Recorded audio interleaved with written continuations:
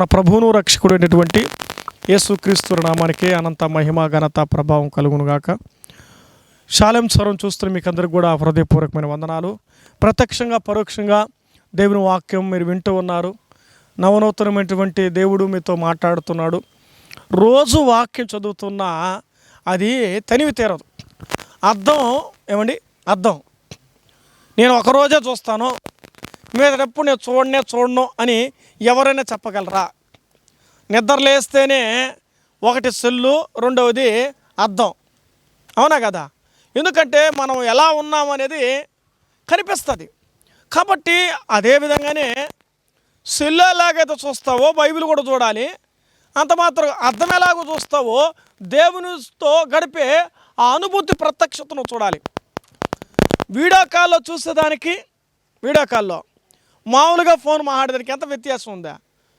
దేవునితో ముఖాముఖిగా చూసే భాగ్యం సజీవుడిగా నీకు నాకు ఉంచాడు కాబట్టి వినగలుగుతున్నావు, చూడగలుగుతున్నావు. అందులో బట్టి ప్రభువుని మనం స్తుతించాలి. మంచిది.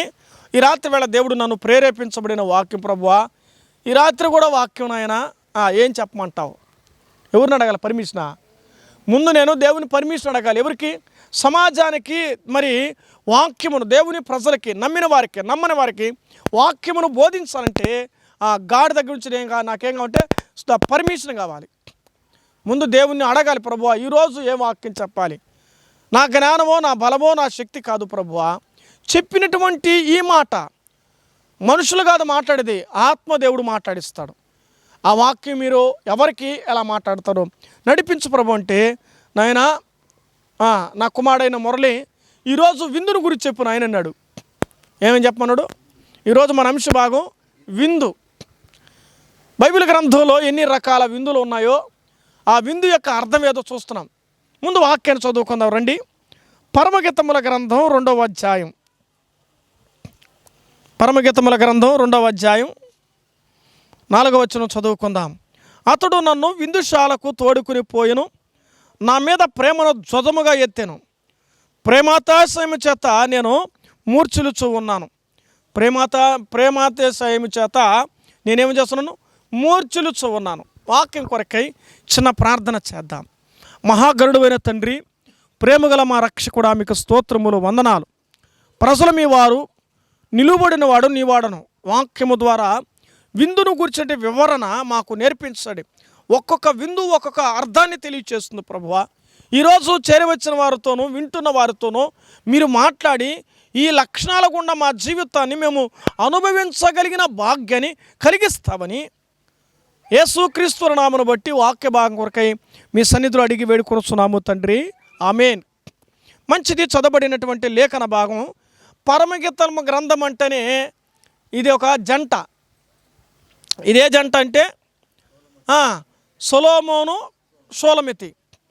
ఇది యవనస్తులు కానీ చదువుతూ ఉంటే లోక సంబంధమైన ప్రేమ, ఇది ఆకర్షణమైనటువంటి ప్రేమగా కనిపిస్తుంది. కానీ ఇది ఒక మాట పరమగీతం అంటే ఇది దానికి మంచి పేరు పెట్టావు, పరమ గీతం అన్నాడు. అంటే పరలోక సంబంధమైనటువంటి ప్రేమాతిశయము కలిగింది. ఒక కుటుంబ దాంపత్య జీవితములో భార్యాభర్తల జీవితము దేవుడు సంఘానికి పోలుస్తూ, స్త్రీ ఎవరంటే వధువు సంఘం, వరుడు ఏమంటే మన ప్రభు అయినటువంటి యేసుక్రీస్తు వారు. ఈ విషయాలను కూడా మనం ఎరిగిన వారే. అనేక సందర్భాలు ఈ ఛానల్లో కూడా మీరు విన్నారు.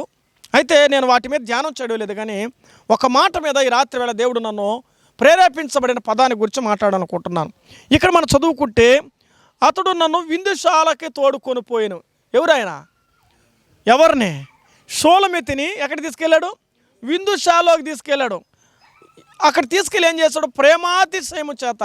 అంటే ఒక కుటుంబంలో ఉన్నటువంటి భార్యాభర్తల జీవితం ఎలా రాయబడుతుందంటే ఆ ప్రేమను కనపరుస్తున్నాడు. మొదట్లో 3 నెలలు ప్రేమ ఎటుంటుందా? ఏం కావాలా? ఏం తెచ్చిపెట్టమంటావు? ఆ తర్వాత 6 నెలల తర్వాత అది కావాలన్నా, లేకపోతే కొంచెం తెచ్చేదా? సంవత్సరం అయిన తర్వాత తెచ్చుకో, కష్టం ఉంటుంది, నేను తేలేను. ప్రేమ రోజు రోజుకి ఏమవుతుంది? మనుషుల ప్రేమలో మార్పులు ఉన్నాయి. ప్రేమిస్తేనే ప్రేమిస్తుంది లోకం. సొలొమోను షూలమితిని ఎలా ప్రేమించాడంటే, నల్లన దానవను బహు సౌందర్యవంతురాలన్నాడు ఆయన. బాహ్య సంబంధమైన ప్రేమను వర్ణించలేదు, కానీ ఆత్మ సంబంధమైన ప్రేమను వర్ణిస్తూ ఉన్నాడు. ఆయన ప్రేమకి ఈ మూర్చిలిపోయిందంట. అంత బాగా పెట్టాడు ఫుడ్, అంత బాగా. ఫస్ట్లో రెస్టారెంట్లు చూస్తావా, హోటళ్ళు చూస్తావా, ఎప్పుడో పెళ్ళిళ్ళు చేసుకున్న వాళ్ళు యవ్వన కాలంలో పెళ్లి చేసుకున్నప్పుడు చక్కగా అనేక ఊర్లు ట్రిప్పులు క్యాంపులు తిరిగే వాళ్ళు ప్రారంభంలో బాగుంటుంది. ఎందుకో తెలుసా, మళ్ళీ తినలేవు కదా నాయన. ప్రారంభంలో తిన్నంత తృప్తి, ప్రారంభంలో ఉన్నంత ఎంజాయ్, ప్రారంభంలో ఉన్నంత జీవితం రోజు రోజుకి ఏమైపోతుందా, అంతే. కానీ వీళ్ళిద్దరి ప్రేమలు మాత్రం ప్రారంభంలో ఎలాగైతే ఉందో ముగింపు వరకు కూడా అసలు ఎట్ట వర్ణిస్తారంటే వీళ్ళిద్దరి గురించి, నువ్వు ఎట్టుంటావు తెలిసినా, నువ్వు సొగసుగా ఉంటావు, నువ్వు సౌందర్యంగా ఉంటావు, లెబానోను యొక్క సౌందర్యం నీకుంది. ఏమంటది, నువ్వు నరుల కంటే అది సుందరుడివి. అబ్బో, వీళ్ళిద్దరి యొక్క ప్రేమ వర్ణన ఎట్టుంటుందంటే అంత బాగుంటుంది. ఎప్పుడైనా కుటుంబం దాంపత్య జీవితంలో చాలా వరకు చెప్తారు, క్రైస్తవ జీవితం పరమగీతాల గ్రంథం చదవండి. ఇంట్లో పరమగీతాల గ్రంథం చదివితే ప్రేమ ఎలా కనపరుస్తుందో అర్థమవుతుంది. పరమగీతాల గ్రంథం చదువుతున్నప్పుడు మనం చూసినప్పుడు ఇక్కడ ఆయన పెట్టిన విందు, ఆ విందులోనికి తీసుకెళ్లే కొందికి ఆయన ప్రేమ తట్టుకోలేకపోయింది. ప్రేమ విందు ఏమని చెప్పుకోవచ్చు. ఆయనతో ఉన్నంత వరకు ఆనందం, ఆ సంతోషం, ఆ తృప్తి, ఆ ఎంజాయ్ ఆమె అనుభవిస్తుంది. ఆ విందులో ఉన్నప్పుడు చూడండి, కొంతమంది ఈరోజు విందు పెడతారు, 34 ఐటెంలు పెడుతున్నారు, 50 ఐటెంలు అంటారు. కొంతమంది లక్షలు పెడుతున్నారు. దేనికా? ఫుడ్కి చాలా ఖర్చు పెడుతున్నారు. డెకరేషన్స్కి ఎంతండి, ఇటీవల విన్నాను 7 లక్షలు పెట్టాడండి డెకరేషన్కి. ఓన్లీ 7 lakhs ఫర్ నేమ్ కొరకే. పుట్టిన పాపకు పేరు పెట్టడానికి ఎన్ని లక్షలు? 7 లక్షలు. ఆ 7 లక్షలు పెట్టి చెప్తే కూడా వాళ్ళకి అది సాటిస్ఫాక్షన్ లేదంట డిజైన్. ఇంకా చూడండి, అర్థమవుతుందా లోకము ఎంత ఖర్చు పెడతా ఉందో కదండి. సంతోషం కొరకై, వినోదం కొరకై, ఆకర్షణీయమైన కొరకై ఎవరు చేయకూడదు. మేము చేసిన విందులాగా మేము పెట్టడికి ఎవరు పెట్టకూడదు. అదొక ఆత్మతృప్తి. ఇక్కడ షూలమితి చెబుతుంది, యేసు ప్రభుత్వం ఉంటే నేను ఎలాగొత్త తెలిసిన, ఆయన ప్రేమ పెట్టే విందు, ప్రేమ విందులో నేను మూర్ఛిల్లిపోతున్నాను, అతిశయం కలిగిపోతున్నాను, నాకు అసలు చెప్పుకోలేకపోతున్నాను. ప్రేమిస్తే పెట్టే ప్రేమలు అటుంటాయి. అదే కానీ ఒకవేళ శత్రుత్వమై భోజనం పెట్టమన్నప్పుడు ఆ గిన్నె ఉంది వేసుకో, పోసుకో, ఇట్ట మారుతుంది. ఎప్పుడు ఇద్దరి మధ్యలో వైరం ఏర్పడితే అలాగే ఉంటుంది. వీళ్ళిద్దరి మధ్యలో వైరం కనిపించదు. ఎందుకో తెలిసిన, దేవుని ప్రేమ అలాంటిది. ఆయన ప్రేమలాగా ఈ లోకంలో ఇంకెవరు ప్రేమించలేరు. ఆయన ప్రేమించినట్లుగా, ఆయన జాలి చూపించడగా, ఆయన దయ చూపించడగా అసలు ఆయనలాగా ఇంకెవరు రాలేరు. అంతే. ఆయనకి సాటి, ఆయనకి పోటీ ఇంకెవరు లేరు. ఆయనే మేటి. ఎందుకంటే అంత ప్రేమ కలిగిన వాడు. అందుకే బైబిల్ ఉంటుంది, మొదట ప్రేమించింది ఎవరు తెలుసా? ఆయనే ప్రేమించాడు. కాబట్టి ప్రేమించబద్దులమయ్యాం. అంతే. ఎవరి కూడా ప్రేమ నేర్చుకున్నావా? యేసు ప్రభు వారి దగ్గరికి వెళ్తే ప్రేమ అర్థమైంది. అంతకుముందు మనం ఎంత కక్షులమో, ఎంత కోపిష్టులమో, ఎంత పగవారమో, మందిరంలోకి వెళ్ళి దేవుని ప్రేమను రుచి చూచి మనం కూడా ఏమో ప్రేమికులయ్యాం. క్రైస్తవ్యం ఎలాంటి తెలిసిన, ప్రేమికులు క్రైస్తవులు. నిజమా కదా? క్రైస్తవులు ఎప్పుడు ప్రేమికులు? అప్పుడప్పుడు కాదు, అనుదిన ప్రేమికులుగా ఉండాలి. అంటే ప్రేమికులు అంటే అర్థం అంటే ఎక్కువగా వారు ప్రేమించేవారు. దేవుడు షూలమితిని ప్రేమించాడు, ప్రేమ విందులోనికి తీసుకెళ్ళినట్టుగా మనం చూస్తూ ఉన్నాం. సామెతల గ్రంథం చూడండి, దీనికి మాట రాయబడుతుంది 15వ అధ్యాయము. సామెతల గ్రంథం 15:15 చూద్దామా? సామెతల గ్రంథం 15:15. తర్వాత సంతోష హృదయాలకి అది నిత్యము విందు కలుగును. అది సంతోషం కలిగిన వాడికి ఎప్పుడు ఎట్టుంటుందంటే విందు, దుఃఖం కలిగినడికి ఎప్పుడు విందు లేదు. సంతోష హృదయాలకి ఒక గొప్ప విందమ్మా. మనం విందు తినకపోయినా పర్వాలా. ఏమండి, కొంతమంది అంటారు నువ్వు తింటే మేము తిన్నట్టే. కొంతమంది అంటారండి మీరు తింటే మేము తిన్నట్టే. మీరు తింటే చాలు. ఎవరైనా మన ఇంటికి అతిథులు వచ్చారనుకో, అనుకోకుండా వచ్చారనుకో, వాళ్ళకి పెడేస్తాం. వాళ్ళు తింటే మనకి ఎంత అనిపిస్తుంది? చాలా తృప్తి అనిపిస్తుంది. మనం తినకపోయినా పర్వాలేదు, మళ్ళీ వండుకొని తినచ్చు. ఎదుటివారికి పెట్టే తృప్తి అది గొప్ప ఆనందం. మనం తినకపోయినా ఎదుటివారి ఆనందాన్ని బట్టి మనం ఏం చేస్తున్నాం? ఆనందిస్తున్నాం. హృదయ ఆనందమును బట్టి వారికి ఏం కలుగుతుంటే అది గొప్ప విందు కలుగుతుంది వారి జీవితాల్లో. అంటే ఎదుటి వారికి పెడితే మన హృదయం అంతా ఆనందపడతారు. దేవుడు ఎలాంటి వాడు తెలుసా? ఎక్కువగా పెట్టేవాడే. యేసు ప్రభు లోకానికి వచ్చేప్పుడు ఎవరైనా పస్తులు ఉన్నా, ఎవరైనా రోగంలో ఉన్నా, ఎవరైనా బాధలో ఉన్నా, ఎవరైనా శ్రమలో ఉన్నా ముందు ఆయన వాళ్ళ కార్యం చేస్తాడు. ఎవరికి ఏది కావాలో ఆయన చేస్తాడు. ప్రతిదీ కూడా ఎవరి దగ్గర నేర్చుకోవాలి తెలిసిన? యేసు ప్రభు పాదాల దగ్గర, ఆయన బోధ దగ్గర మనం నేర్చుకోవాలి. ఒకరోజు కాదు, బతికినంత వరకు నేర్చుకున్నా సరిపోదు. ఆయన నా యొద్ద మీరు నేర్చుకోమన్నాడు. మత్తయి సువార్త 11వ అధ్యాయంలో నా కాడెత్తుకొని మీరు నా యొద్ద నేర్చుకునుడి అన్నాడు.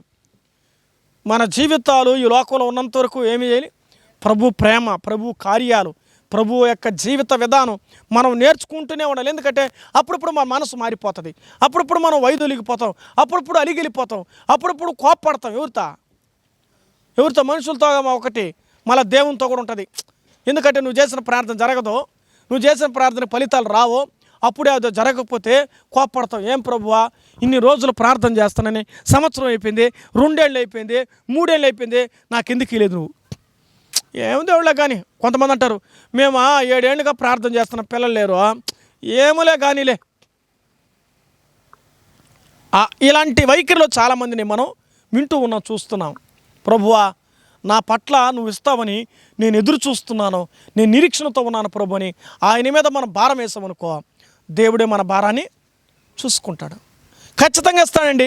నా కళ్ళ ముందు 18 ఏళ్ళ తర్వాత కూడా పిల్లలు కలిగిన వాళ్ళు ఉన్నారు. ఎన్నేళ్ళ? 18 ఏళ్ళు. స్కూల్ టీచర్గా మేము చూస్తున్నప్పుడు పిల్లవాడేమో ఏమంటే నా దగ్గర చదువుకున్నాడు ఉంటాడు, వాడు బీటెక్ అయి ఉంటుంది. మళ్ళీ వాడు వచ్చి బండిలో వెళ్తాడు, వాళ్ళ తమ్ముని ఎవరంటే మా ఓన్ బ్రదర్ సార్ అంటున్నాడు. ఎన్నేళ్ళు తేడా? 18 ఇయర్స్ తేడా ఉన్న వాళ్ళు కూడా ఉన్నారండి.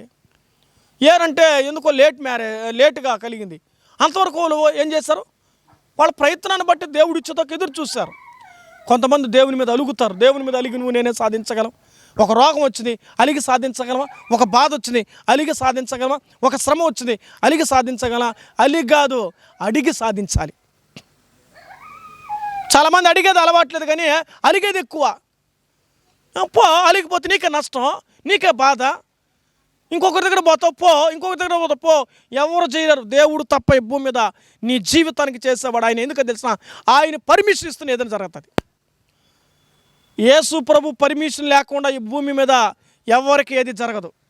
నీకేదైనా జరుగుతుందంటే ఆయన పర్మిషన్ ద్వారా దేవుడు కార్యం చేస్తాడు. దేవుడు డైరెక్ట్గా రాడు. మీరు అనుకుంటున్నారు, దేవుడు నేరుగా చేయడు. ప్రత్యక్షంగా కాదు, పరోక్షంగా దేవుడు చేస్తాడు. ఈ మాటను మనం నమ్మాలి. కాబట్టి దైవ గ్రంథంలో మనం చదువుకున్న వాక్యం వీళ్ళిద్దరి జీవితంలో ప్రేమ విందును చూస్తూ ఉన్నాం. మరొక మాట చూద్దాం రండి. దైవ గ్రంథంలో మత్తయి సువార్త 25వ అధ్యాయం మనం ఎరిగిన వారమే, తెలిసిన విషయాలనే మనం కొంత దాని వివరణ, అందులో అంశాన్ని మనం ఆలోచన చేద్దాం.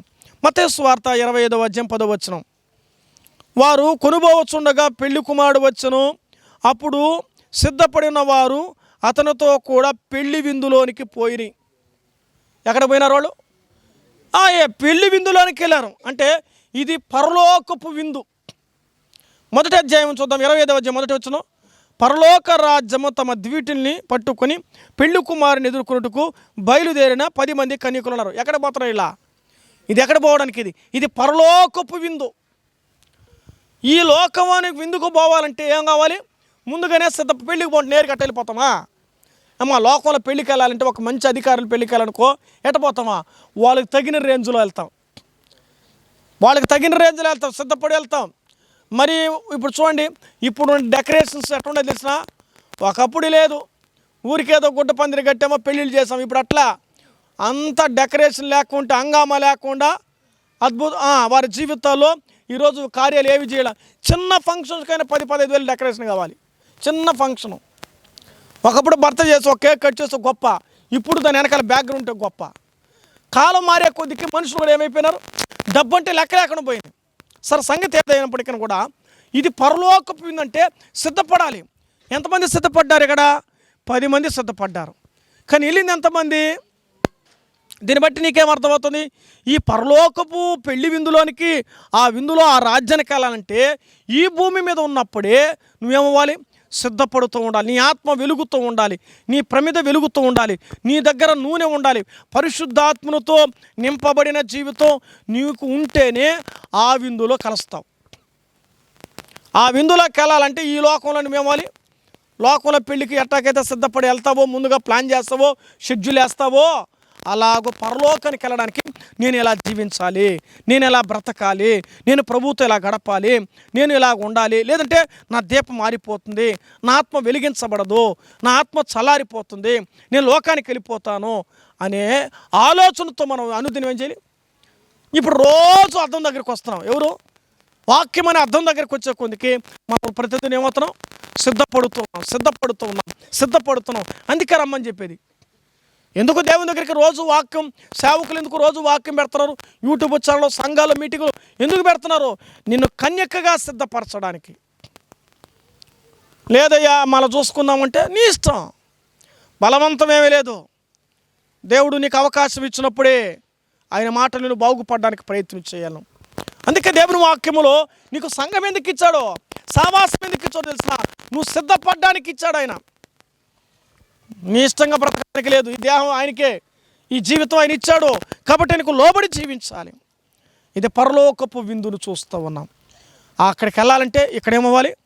సిద్ధపడుతూ ఉండాలి. నెక్స్ట్ మరొకటి చూద్దాం. యోబు గ్రంథం 1వ అధ్యాయం 5వ వచనం. ఇవన్నీ కూడా మనం ఎరిగిన సత్యాలే, కానీ అందులో పరమార్థాన్ని మనం గమనం చేద్దాం. యోబు గ్రంథం 1:5.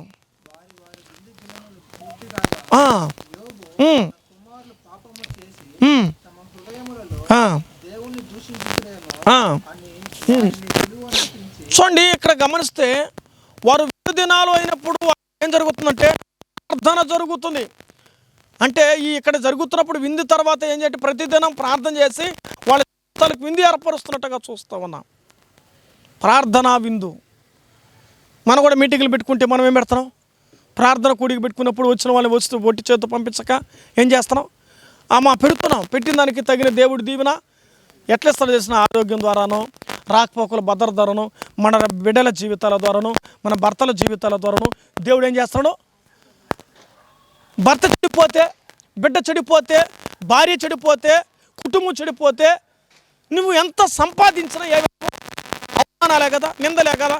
ఈదులో తలెత్తుకోలేవు, లోకంలో తలెత్తుకోలేవు, కుటుంబాల దగ్గర తలెత్తుకోలేవు, బంధువర్గం తలెత్తుకోలేవు.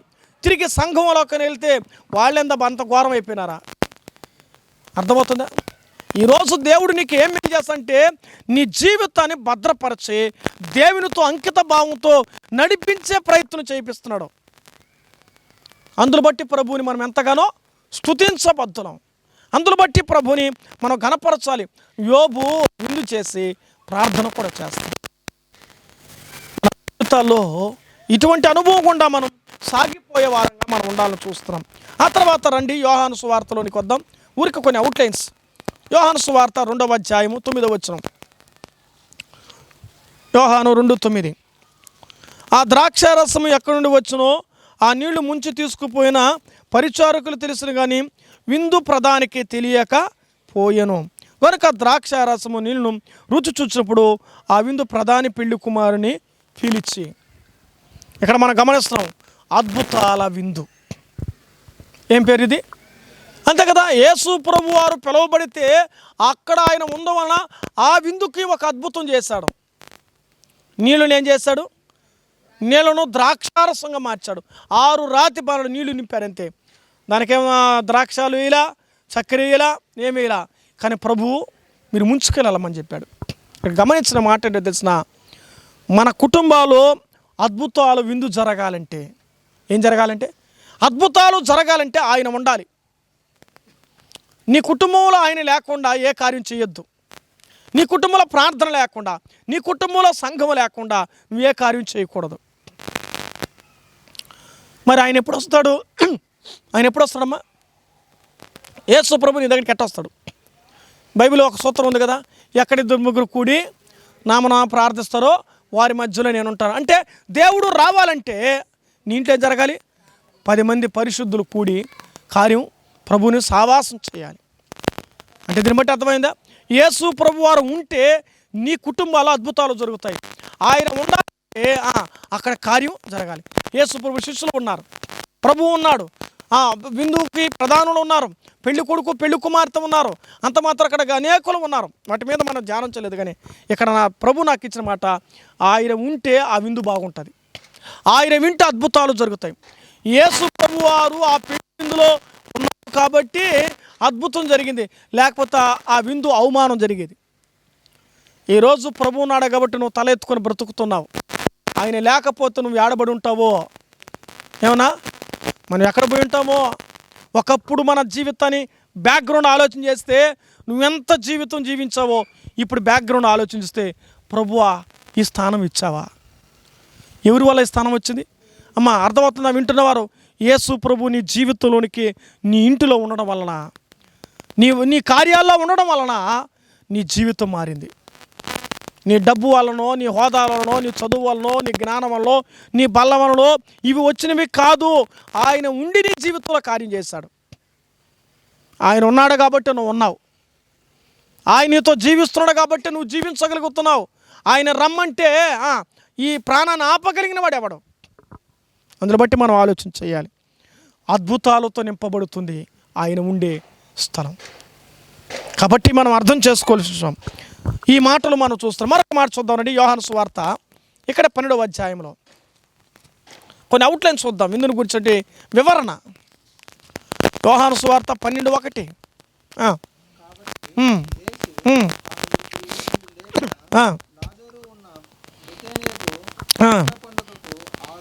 ఆరు దినాల ముందుగా వచ్చాను ఆయన. అక్కడ వారు ఆయనకు ఎవరు చేయనారంట? యేసు ప్రభు వారు పిలిచి తన ఇంట్లో సహవాసం పెట్టుకున్నారు. వాళ్ళు, ప్రభువా ఈరోజు మేము ఆ ఇల్లు ఆనందంగా ఉందంటే నువ్వే కదా ప్రభువా. నువ్వు రాకపోయింటే, నువ్వు చేయకపోయింటే, నువ్వు ఉండకపోయింటే ఈరోజు కళ, ఈరోజు నవ్వు, ఈరోజు ఈ ఆనందం మేము చూస్తూ ఉంటామా? మట్టికి మనైపోయాడు మా సోదరుడు లాజరు, నువ్వు బ్రతికించావు. చనిపోయి సమాధిలో ఉన్న లాజరుని నువ్వు బ్రతికించావు ప్రభువా. మరలా వచ్చావు నువ్వు తండ్రి. కాబట్టి మీతో సహవాసం చేయాలి మేము. సహవాసపు విందు. ఎవరు? యేసు ప్రభు వారు పస్కాకు ముందే 6 దినాలు వస్తే ఆయన ఇంటికి పిలిచి ఆయనకి ఏం చేశారు? విందు చేశారు. ఇది కృతజ్ఞతా విందు. దేవుడు చేసిన మేలకై వాళ్ళు మర్చిపోవాలా. ప్రభువా మా ఇంటికి రా ప్రభువా. ఎందుకో తెలుసా? నిన్ను బట్టే కదా నాయన మేము బాగున్నాం. నిన్ను బట్టే కదా ప్రభు మా కుటుంబంలో మరణం తప్పించబడింది. నిన్ను బట్టే కదా మా కుటుంబంలో అవమానం తప్పించబడింది. అసలు నిన్ను బట్టి మా ఊరంతా చెప్పుకుంటున్నారు. ఏమని? యేసు ప్రభు వారు నమ్ముకున్నారంట. వీళ్ళ సోదరుడు బ్రతికించబడ్డాడు.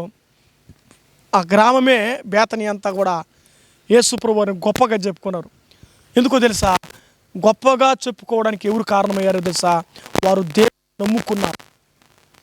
వాళ్ళ జీవితాలు దేవుని మీద ఆధారపడినందువలన వాళ్ళంతగా చెప్పుకోగలిగిన స్థితిలోనికి మార్చబడ్డారు.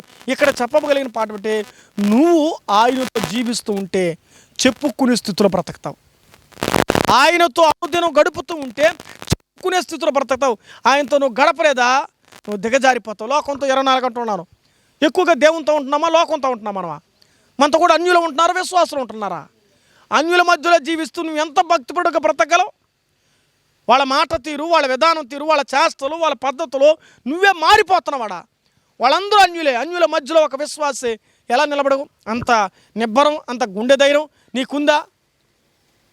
మహామహులే పడిపోయారు. నువ్వెంత నేనెంత. కొంతమంది నువ్వు కోనికిసుక గొట్టం నువ్వు అంటారు. నువ్వెంతరా నువ్వు అంటారు. చూడు నా దృష్టిలో నువ్వెంత. అవును, దేవుని దృష్టిలో మనం ఎంతటి వారమండి. లోకం దృష్టిలో ఎలాంటి వారు? రాత్రి చెప్పుకున్నాం, సైతాను మనం ఏం చేస్తాడా? మింగేదానికి వస్తున్నాడు. గత రాత్రి పాఠం అదే కదా. నిన్ను మింగే వాళ్ళని చూస్తున్నాడు, నిన్ను నాశనం చేయాలని చూస్తున్నాడు, నిన్ను చెడగొట్టాలి, నేను పడగొట్టాలని చూస్తున్నాడు. లోకంతో ఉంటే ఇదే బతుకు. అందుకే రండి అమ్మా, అయ్యా రండి బాబు విననా నాయనా, రోజు 1 గంట దేవునితో గడపండి అమ్మా. నువ్వు ప్రభువుతో ఏమవుతావు? సిద్ధపడతావు. నేను రెడీ చేస్తున్నావు. ఏం చేస్తున్నావు? రోజు ఏమండి అడవికి వెళ్ళేవాడు ప్రతిరోజు కత్తి నూరతాడా? అప్పుడప్పుడు కత్తి నూరతాడా? రోజు కత్తి నూరాలి.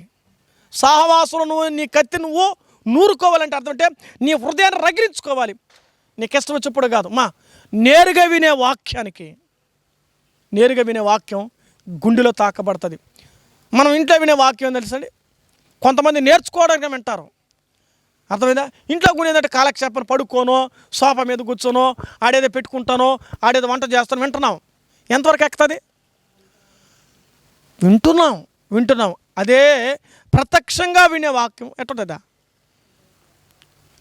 అర్థమవుతుందా? డైరెక్ట్గా నీ గుండెలోనికి వెళ్ళిపోతుంది వాక్యం. అందువల్ల దేవుని వాక్యం ఎంత దూరమైన యేసు ప్రభువు ఒక ఆత్మ కొరకు పడవెక్కిపోయాడు. ఎవరికా? సేనాదయ్య పట్టిన వాడి దగ్గరికి ఒక్క ఆత్మ కొరకు వెళ్ళాడు. అన్నా ఇంత పరిచయం చేస్తున్నామా సోదరుడు సాలెం సోదరుడు టీంలో ఉన్న పిల్లలందరూ, ఏనా ఇంత దూరం పోతున్నామేనా, ఏంది ఇంత తక్కువ మంది రే, ఒక్కరైనా వింటారు ఈ సౌండ్ ద్వారా. ఒక ఆత్మను రక్షించబడుతుంది. సంఖ్య నేను చూడను, ఆత్మరక్షణ ఒక్కరినే చూస్తాను నేను. యేసు ప్రభువు గుంపుల దగ్గరికి వెళ్ళాడు, ఆ తర్వాత ఇద్దరిద్దరి మధ్య దగ్గరికి వెళ్ళాడు, ఒంటరి వారి దగ్గరికి వెళ్ళాడు. ఈ సువార్త ఒక్కరికైనా వినిపించబడడానికి ఈ ప్రయాస. ఏనా ఎంతమంది చూస్తున్నారు రే, ఒక్కరు చూసా చాలు మార్పు. రియలైజ్ అవ్వడానికి ఒక్కరైనా చాలు. 10 మందిలో ఒక్కరు రియలైజ్ అవుతారు. 10 మంది వింటే ఒక్కరికైనా తాగదా వాక్యం? తగులుతుందా లేదా?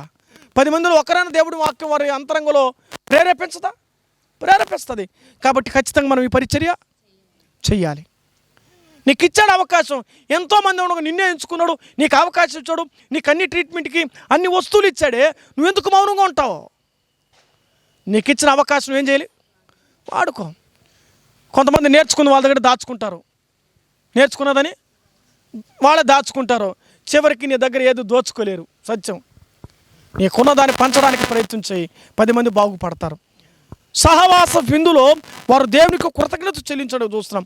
మరొక విందు చదివి మనం ముగిద్దాం రండి. పేతురు రాసినటువంటి 2వ పత్రిక 2వ అధ్యాయం 13వ వచనం.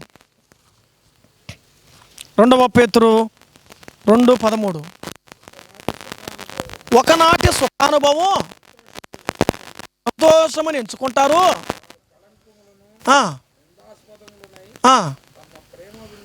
తమ ప్రేమ విందులలో మీతో కూడా అన్నపానంలో పుచ్చుకొనుచు తమ భోగములందు సుఖించుదురు.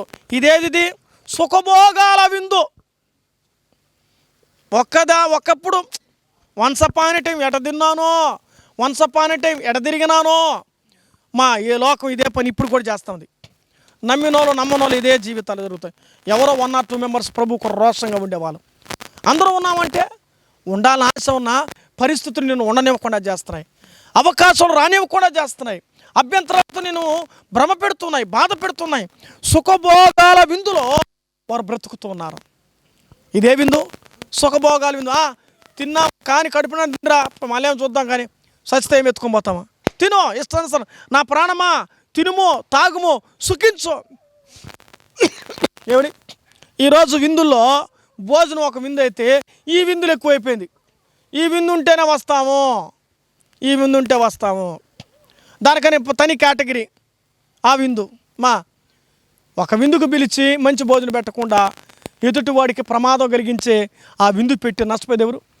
దేహాన్ని సుఖిస్తున్నాం. బైబిల్ అంటుంది విశ్వాసాలు అలా చేయకూడదు. చూడండి బైబిల్లోని అక్కడ పేతురు రాసిన 1వ పత్రిక 4వ అధ్యాయం 3వ వచనం ఏం రాయబడుతుంది? పిల్లగా ఎటువంటి విందుల్లో మనం ఉండకూడదు, ఎటువంటి శాస్త్రంలో మనం ఉండకూడదు. దేవుని వాక్యం రాయబడుతుంది, మనం చదువుదాం.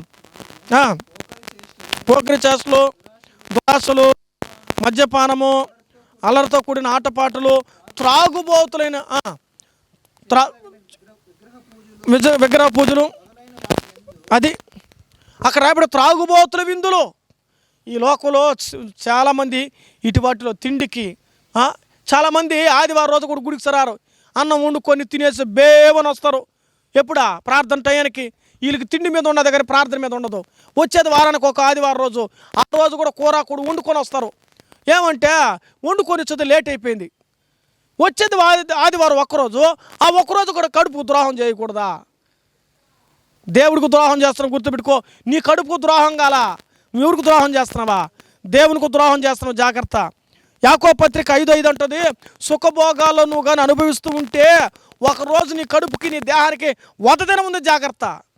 5:15లో ఈ సుఖం బాగా పెంచుకొని ఉంచకుండా, ప్రార్థనకు పోకుండా, సాహసన పోకుండా, దేవునితో మోకరించక, 10 మందికి పరిచర్య చేయక, సువార్త కెలక, వాక్యం బోధించక బాగా బలుస్తున్నాం అనుకో లోకంలో, ఒకరోజు అగ్నిగుండమే జీవితానికి. అట్లా రాకూడదనే ప్రభు నీ కొరకు ఈ లోకానికి వచ్చి ప్రేమ సువార్తను అందించి నీ కొరకు నా కొరకు ప్రాణం పెట్టి చనిపోయి సమాధి చేయబడి తిరిగి లేచాడు. నిన్ను ప్రేమించి ప్రభు పరలోకపు విందులో తీసుకొని ఆశపడుతున్నాడు. నువ్వు సిద్ధపడమని కోరుతూ ఉన్నాడు.